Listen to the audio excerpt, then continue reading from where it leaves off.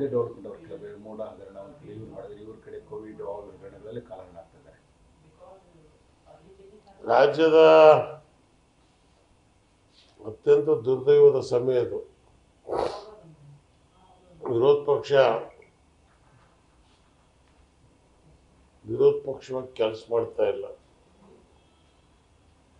ರಾಜ್ಯದ ಸಮಸ್ಯೆಗಳನ್ನು, ಜನರ ಸಮಸ್ಯೆಗಳನ್ನು,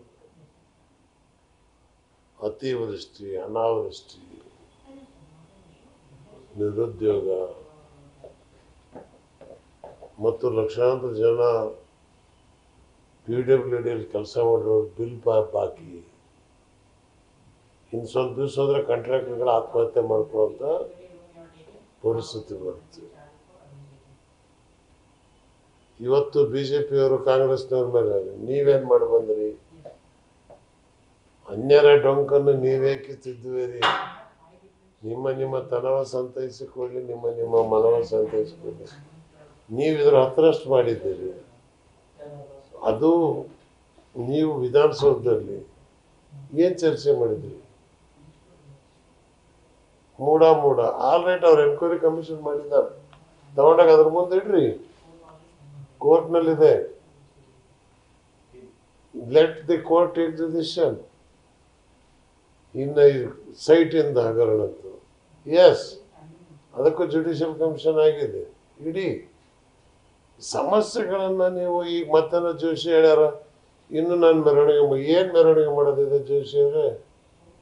ನೀವು ಬಂದ ಮೇಲೆ ಈ 10 ವರ್ಷದಿಂದ ನಿಮ್ಮ ಸರ್ಕಾರ ಇದೆ, ಕೇಂದ್ರದಲ್ಲಿ ಮಹದಾಯಿ ಆಯ್ತಾ, ನೀರಾವರಿ ಯೋಜನೆ ಆಯ್ತಾ, ನೀವು 27 ಜನ MP ಗಂಡಸರು ಹೆಂಗಸರು ಅಂತ ಗೊತ್ತಾಗ್ತಾ ಇಲ್ಲ. ಮೋದಿ ಎದುರುಗಡೆ ಮಾತಾಡೋಕೆ ಧೈರ್ಯ ಇಲ್ಲ. ಇಲ್ಲಿ ಪ್ರದರ್ಶನ ಮಾಡೋ ಬದಲು ಅಲ್ಲೋಗಿ ಪ್ರದರ್ಶನ ಮಾಡ್ರಿ. ನೀವು ರಾಜ್ಯದ ಸಂಪತ್ತೇನಿದೆ, ಇವತ್ತು 2ನೇ ಮಹಾ ದೊಡ್ಡ ರಾಜ್ಯ ನಮ್ಮದು, ಟ್ಯಾಕ್ಸ್ ಕೊಡ್ತಕ್ಕಂಥದ್ರಲ್ಲಿ ನಮಗೇನು ಸಿಗ್ತಾ ಇದೆ? ಇದನ್ನು ಕೇಳೋರು ಯಾರು? ಸಿದ್ದರಾಮಯ್ಯ ಕೇಳಿದ್ರೆ ರಾಜಕೀಯ ಮಾಡ್ತಾರೆ ಅಂತ ಹೇಳ್ತಾರೆ. ದುರ್ದೈವ. ಇವತ್ತು ರಾಜ್ಯದ ಜನ ಇದ್ರ ಬಗ್ಗೆ ಎದ್ದೇಳಬೇಕಾಗಿತ್ತು. ಹೇಳಿ BJPಯವ್ರಿಗೆ ಹೇಳ್ತೇನೆ, ಕಾಂಗ್ರೆಸ್ಗೆ ಹೇಳ್ತೇನೆ, ನೀವಿಬ್ಬರು ಸೇರಿ ಚಳವಳಿ ಮಾಡಿ. ಏನು ರಾಜ್ಯದ ಹಕ್ಕನ್ನು ರಾಜ್ಯಕ್ಕೆ ಕೊಡಿ. ಮಾಡಕ್ಕೆ ತಯಾರಿದ್ದಾರ ನೀವು? BJPಯವ್ರು ತಯಾರಿದ್ದಾರ? ಸೊ ಹಾಗಾಗಿ ಇವತ್ತು ನಾವು ಈಗಾಗಲೇ ಪ್ರವಾಸ ಶುರು ಮಾಡಿದ್ದೇನೆ. ಕೂರಲ್ಲ, ರೈತ ಸಂಘದವರು, ಸಂಘಟನೆಗಳು ಎಲ್ಲ ಜೊತೆ ಕೈ ಜೋಡಿಸ್ತಾ ಇದ್ದಾರೆ. ಇವತ್ತು ಕೇಂದ್ರದಿಂದ ನಮಗೆ ಬರಬೇಕಾದಂಥ ಪಾಲು ತಗೊಳ್ತಕ್ಕಂಥದ್ದಕ್ಕೆ ನಾವೆಲ್ಲ ಹೋರಾಟಗಳನ್ನು ಮಾಡ್ತೇವೆ.